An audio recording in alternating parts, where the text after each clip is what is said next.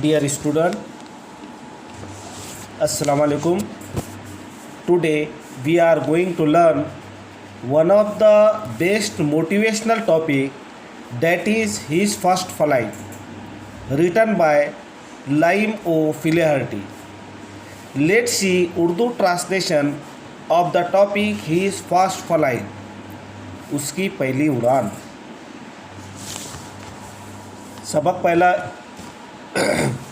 सबक पहले शुरू करने से पहले आप सभी student page number 31 text book अपने सामने रखो और पेंसिल रखो और डिफ़िकल्ट वर्ड को लिखना है। पहले हम इसका मुख्तसर मालूमात इस सबक के बारे में देखेंगे।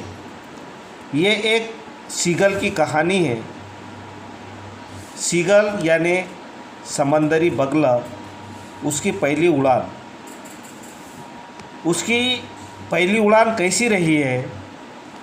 बेसिकली जब भी हम नई चीज़ सीखते हैं हमारे अंदर बहुत सारे डर होते हैं। इस डर को हम किस तरह दूर करते हैं, किस तरह हमें फैमिली सपोर्ट मिलता है, और फाइनली जब हम वो चीज़ सीख लेते हैं तो हमको कैसा लगता है। इस बात को इस सबक के राइटर लाइम ओ फ्लेहर्टी ने बहुत ही खूबसूरती से सबक में बताया है। सीगल जो समंदरी बगला है, जो समंदर के आसपास रहता है, जो जवान है, जो नया है, तो the seagull was alone on his ledge. Ledge कहते हैं, लेज यानी टीला। समंदर के बाजू में जो पहाड़ होता है वो पहाड़ के टीले को लेज कहते हैं। The young seagull was alone on his ledge. एक छोटा जवान समंदरी बगला सीगल पहाड़ के किनारे पर या कगार पर या टीले पर अकेला था। अलोन यानी अकेला। His two brother and his sister had already flown away the day before. उसके दो भाई और बहन had already flown away the day before. वो एक दिन पहले ही उड़कर चले गए थे।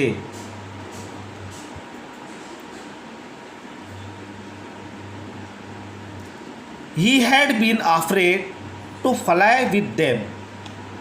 वो अकेला क्यों है? वो टीले पर वो अकेला क्यों है?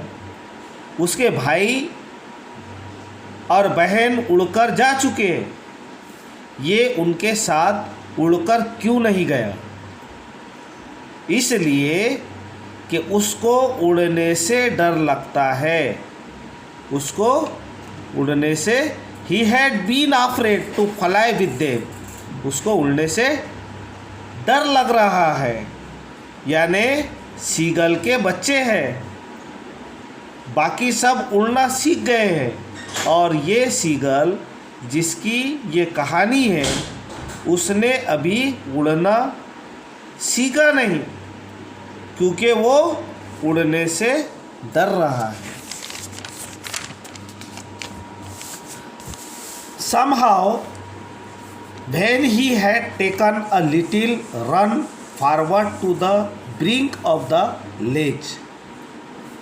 ब्रिंक कहते हैं, यहाँ पर निशान लगाया मैंने, ब्रिंक यानी ढलान, जो वो यानी जहन इमेजिन करो, तसव्वुर करो कि पहाड़ है, पहाड़ के बाजू में समंदर है, समंदर के बाजू में पहाड़ है, और पहाड़ का वो लेज जो है यानी वो जो टीला है, वो टीले पर जो है तो ये सीगल बैठा है।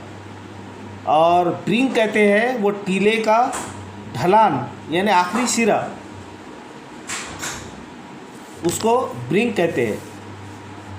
तो somehow when he had taken a little run forward to the brink of the ledge, किसी भी तरह जब वो कोशिश करता है यानी उड़ने की कोशिश करता है और आगे कदम बढ़ाता है, यानी उस पहाड़ के किनारे तक जाता है, वो पहाड़ का की चोटी पर, वो टीले पर जब बैठा है तो उसके वो जब सिरे तक जाता है यानी ब्रिंक ढलान तक जाता है, तो क्या होता है, attempt to flap his wing, और कोशिश करता है उड़ने की और अपने पर खोलता है उड़ने के लिए, तभी वो क्या होता है, डर जाता है।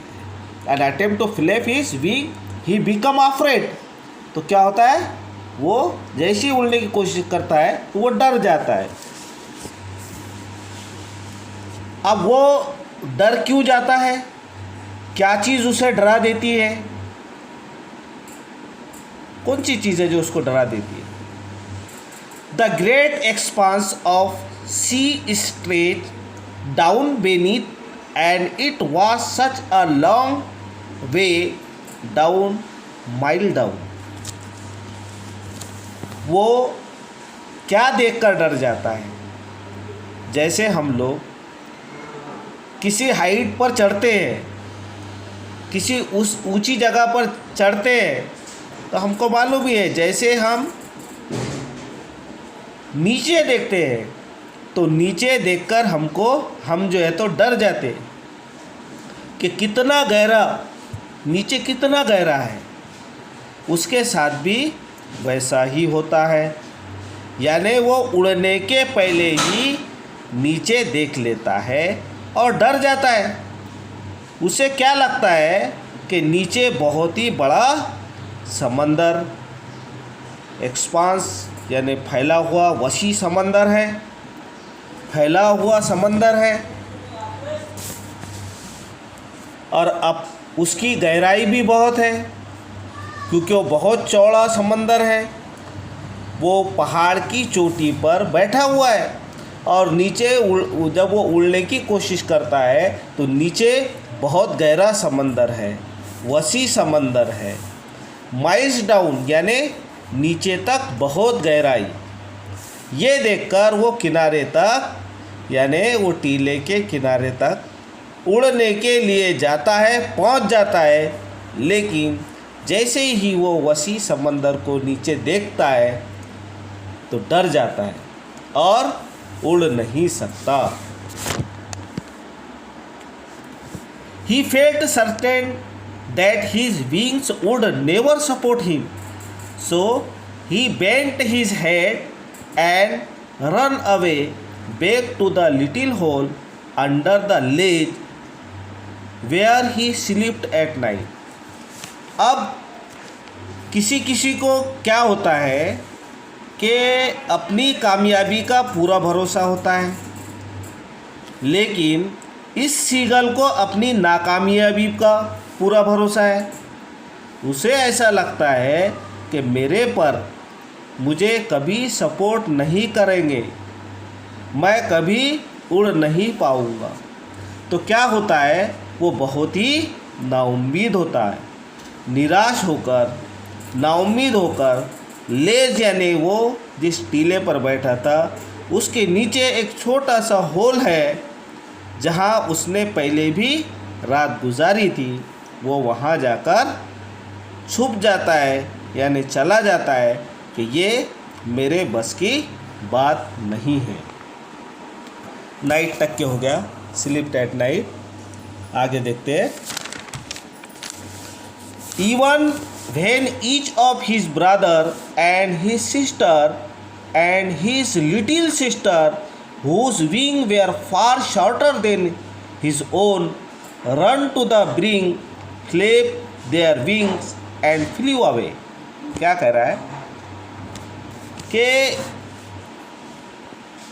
जबकि उसके जो भाई है और उसकी छोटी बहन है, जिनके पर भी उससे छोटे हैं, उनमें इतनी ताकत भी नहीं है कि वो पहाड़ के, यानी वो छोटे हैं उससे, तो वो क्या करते हैं, वो पहाड़ के किनारे के ढलान तक जाते हैं और अपने पर खोलते हैं और अपने पर को फड़फड़ाते हैं और ज़ोर से अपने पर को हिलाते हैं और उड़ जाते हैं, लेकिन वो नहीं उड़ पाता है।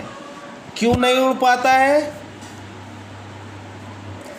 He failed to muster up courage to take that plunge, क्योंकि प्लंज कहते हैं गोता लगाना, उड़ना, क्योंकि वो अपनी हिम्मत नहीं बना पा रहा है, वो इतनी हिम्मत नहीं कर पा रहा है कि अपने पर खोले।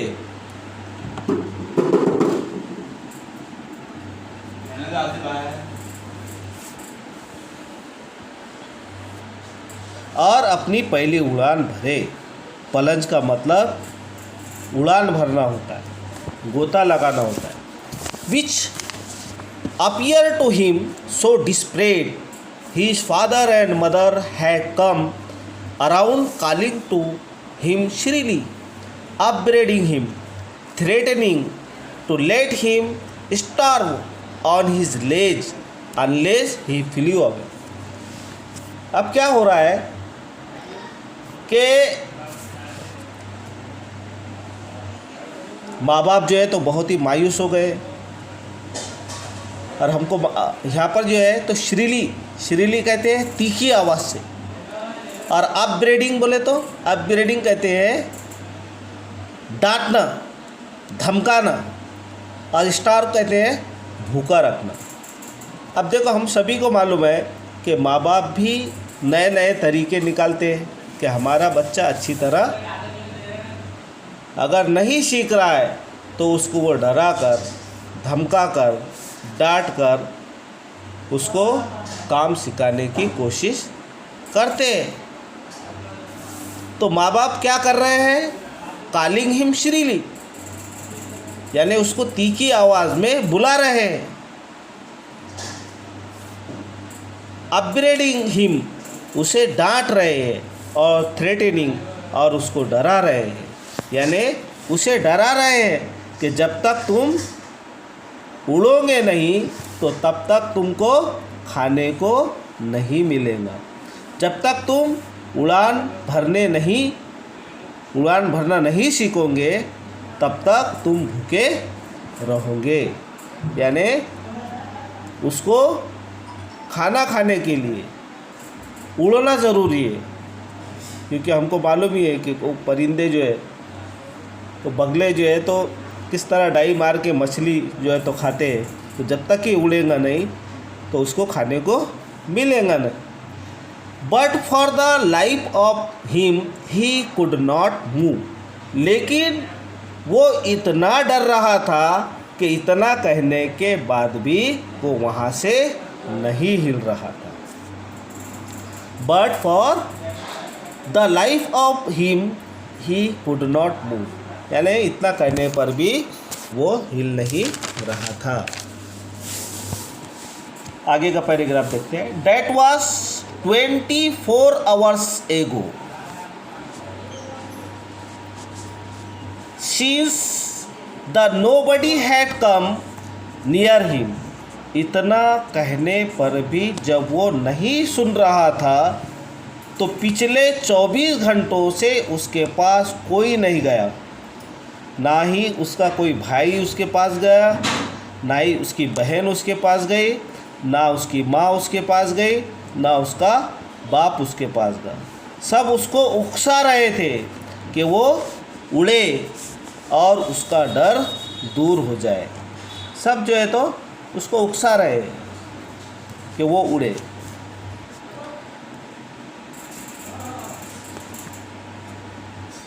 The day before, all day long, he had watched his parents flying about with his brother and sister,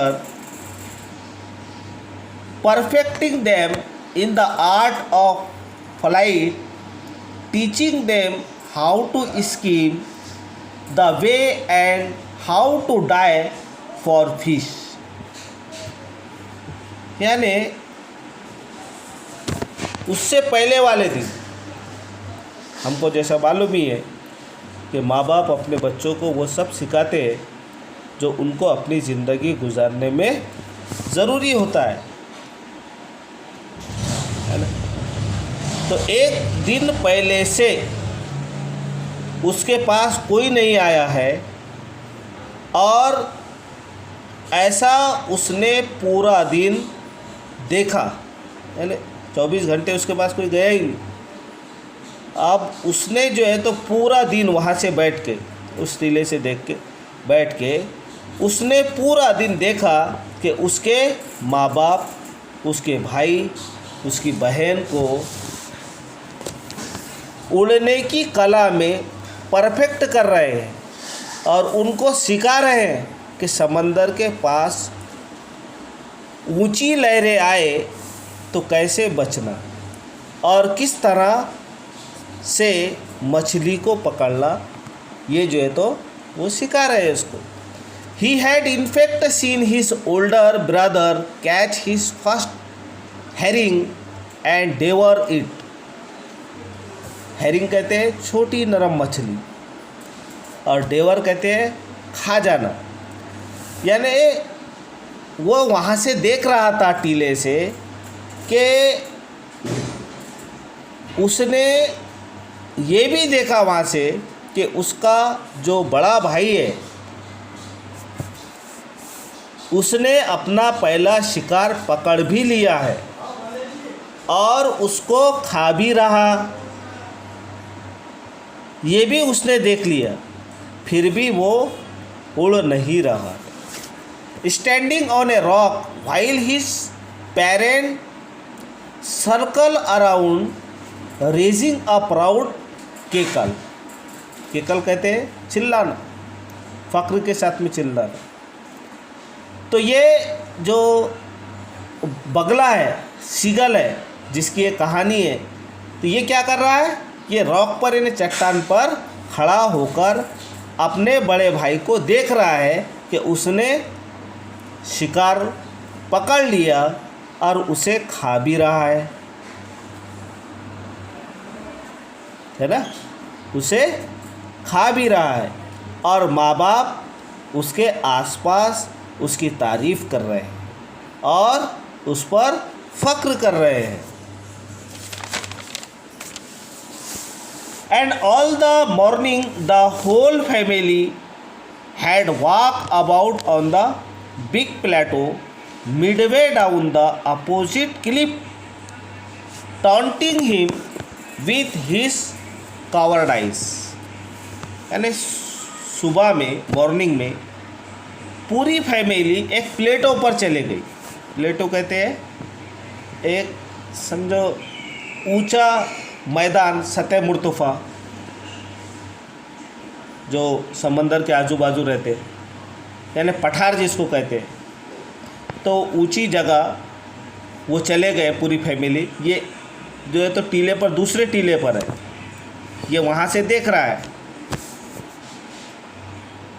तो सुबह में पूरी फैमिली एक प्लेटो पर चली गई और वो प्लेटो कहाँ है, जहाँ पर ये सीगल जिसकी कहानी है वो दूसरे साइड में है। ये जो है तो उनको वहाँ से देख रहा है, उसके अपोजिट साइड में है और वो जगह से उस सीगल को वो टॉन्टिंग कर रहा है, यानी उसकी भाई, उसकी बहन, उसके माँ बाप जो वहाँ पर थे दूसरे उसके अपोजिट साइड में, वो वहाँ पर मैदान में सुबह सब चले गए और वहाँ से इसको क्या कर रहे हैं, टॉन्टिंग कर रहे हैं, यानी उसको चिढ़ा रहे हैं, उसको उकसा रहे हैं ये उसको बता रहे हैं या उसको बता रहे हैं कि तुम बहुत ही ज़्यादा कावर्डाइस हो, यानी डरपोक हो, तुम में हिम्मत नहीं है। तो यहाँ तक के ये पैराग्राफ हमने देखा है। आगे का सेकंड पार्ट हम देखेंगे, जिसको सेकंड पार्ट में पूरा क्लियर करेंगे, उर्दू का तर्जुमा और जो है तो उसके जो वर्कशॉप है, एक्सरसाइज है, वो हम पूरा कंप्लीट करेंगे। Thank you. अल्लाह हाफिज़।